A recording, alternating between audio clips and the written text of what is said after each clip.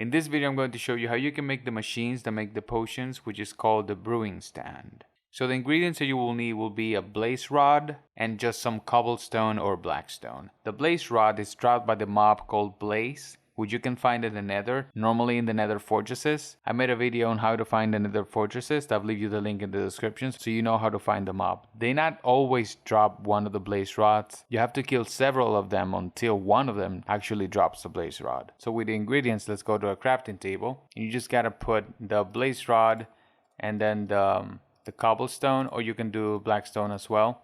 They both work.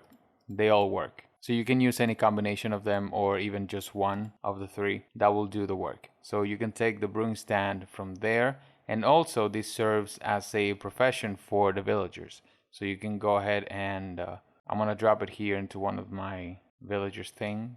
Just gonna put it here, I guess. Someone will come in and take the job. So that's how you can get the brewing stand. I hope you found this video helpful, and if you did, please leave a like on this video and subscribe to the channel. Have a wonderful rest of the day, my friends, and stay safe out there.